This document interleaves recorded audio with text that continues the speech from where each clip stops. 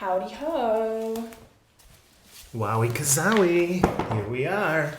I love when you sit down and then your knees are so close to the mic and then your knees pop. Oh, and I wonder if like the audience experience is just like a bunch of knee popping sounds. Oh, you're welcome. It's Enjoy like a the popcorn. music. Yeah, it's like a popcorn. It's like one of those things that you pop. It's kind of, the, what is it called? The air thing that you pop. The bubble wrap? The bubble wrap, thank you. Bubble wrap, yeah. So it's like like I want to do that. Awesome. Okay, what do we have today? Today is September 14th, and our topic is a different way to pray. Mm-hmm. Marcus Aurelius says, "Try praying differently and see what happens. Instead of asking for a way to sleep with her, try asking for a way to stop desiring to sleep with her. Instead of a way to get rid of him, try asking for a way to not crave his demise. Instead of a way to not lose my child, try asking for a way to lose my fear of it."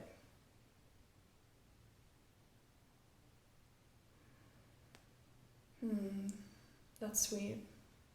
Mm-hmm. I'm thinking of like how would I change the things that I might consider as prayers. Well, so he almost has a formula for this. Mm-hmm. So in one case, he's wanting something that he doesn't have. So a way to sleep with her. If you're praying for that, she's most likely not interested or hasn't shown that she's interested, but nonetheless, like, you are interested and you want it. Oh, like, please help me not wanting to be rich. Exactly. Mm-hmm. Mm-hmm. Yeah. So instead of saying, I want something I don't have, Mm-hmm. it's like, help me accept that that the reality is the way that it is. Yeah, I like it. Help me accept this. Yeah, that feels so connected or something. Like, oh yeah, like not wanting those things. Yeah. Oh, like that's I don't want to. Yeah, I don't want to be. I don't want to be like promoted or something, or even get a raise or something. Like I want to not want to want a raise. I want to not want to want to be promoted. It's a handful, but ultimately, like help me not want all of these things that you already know that are not really useful for me. Like letting all of that up to it or something. Even that, all of the decisions. Just like I'm here, Yeah. Yeah, it's almost like identifying where I would be like bargaining with reality to be a different way. Yeah. And then to say, instead of me like putting effort into the bargaining, let me put effort into the acceptance of the situation as it is. Mm-hmm. Yeah, complete acceptance or something, yeah.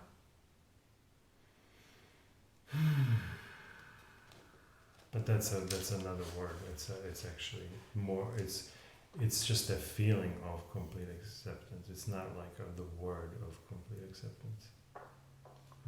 Well, very, very cool. Thank you. That's great. Okay, let's read Ryan. He says, prayer has a religious connotation, but in life we all find ourselves hoping and asking for things. In a tough situation, we might silently ask for help, or after a tough break, for a second chance from above. During a sports game, we might sit on the edge of our seat wishing for some outcome. Come on, come on, come on, we say, please. Even if it is to no one in particular, we're still praying. Yet it's so revealing in these moments when we're privately, powerfully yearning for something, just how nakedly selfish our requests really are.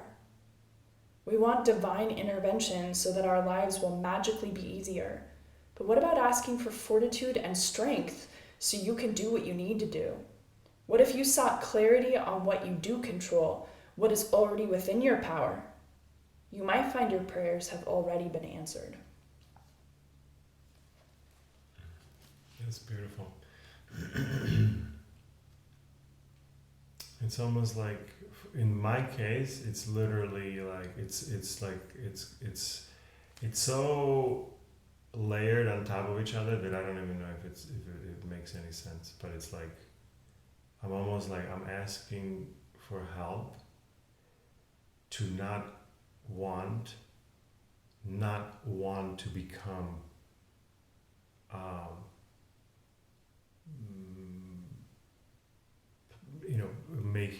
living with music, let's say. I don't know if that makes sense. Because part of me doesn't want that. And so I'm asking, release me from not wanting that. Because maybe release me from not wanting it. Maybe it's not going to happen. But release me from not wanting it and release me from wanting it. That's kind of my prayer. Like, let me not want to be the sucker and not want to be the winner or something, Yeah, it's like if you kind of get to a place in life where you've been disappointed by a dream that you haven't found traction with, and so then you give up the dream. And you say, okay, I don't want this dream anymore. And now you buy into that idea that I don't want this. And that even becomes stronger than the first dream, which was, I do want this. And it's almost like you need it to be stronger so that you don't go back to that first dream because that first dream was too painful. Thank you. That's exactly what I'm saying. Yeah, so that's my that's a layered cake in there. Wow. Yeah, I mean it's hard. Like when you have a dream, because some people don't have dreams. Some people their task in life is to go figure out what they're passionate about. I have friends like that where it's like they never really found something that they were like, oh my God. But then there's other people who are just like so passionate about something that it becomes almost an obsession, and it's like and their entire identity, and I would put myself in that category with different things in different phases of life and stuff. And so it's like it's hard to have a dream because there's going to be more disappointment than there's going to be winning. And perhaps, we don't know yet, but currently it feels like it, let's say. Even if you look at like a sports game or a sports team or something like that, like everybody loses more than they win. Sure. Or another way, like the master has failed more than the student has tried. Why hasn't the student tried? Because the student had a little dream at the beginning to get good at something, and then they were like, fuck, this is hard. Oh, I failed 3 times. So then I guess it's done, guys. Do you see how ridiculous that is? And it's like, how do I keep for the people who have those dreams, it's like, how do I keep the dream alive so that I don't get to that place where I'm demoralized and I don't want anything? But how do I do it in a way that I'm also responsible, where I'm not like torturing myself with the fact that I have this dream and it's really hard? Yeah. And so that's what you're saying is like, I don't want to go overboard on that because I know how it's excruciating. It's excruciating, and I can use it to cope as a cope mechanism that I haven't succeeded in the way that I wanted it to, let's say. So to give up on the dream almost feels more soothing. So soothing to say, hey, you know what, like, it's too painful to say I haven't succeeded yet in this long time. It's so painful. It's so painful that it's not actually painful as I'm saying this right now, but it feels like it's painful to admit that to myself or something, right? Yeah. And then so like, well, how do I live my life? Just like thinking of myself as a failure? No, I'm going to shift or I think about failure, I'm going to choose that I stop wanting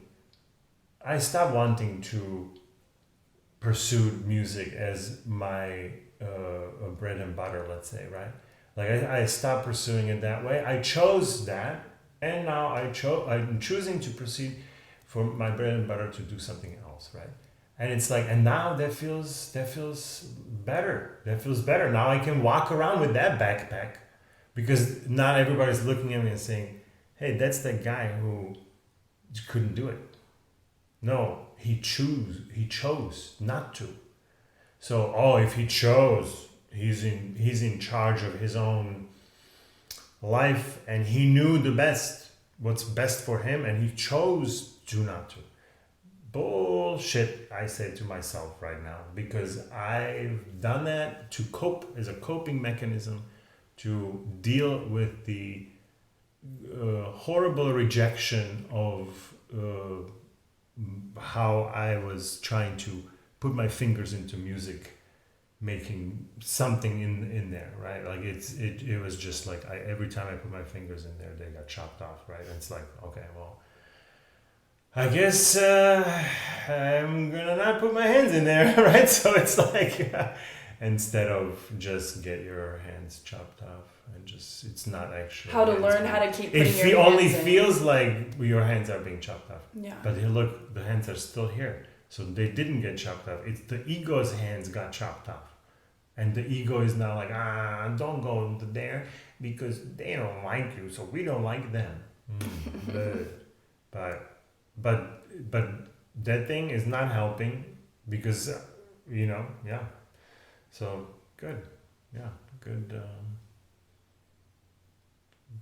lemon squeeze right there. That's good times. All right, perfect. Let's wrap him. We're doing it. Thank you for tuning in today. Hope you had as many breakthroughs as Oli did.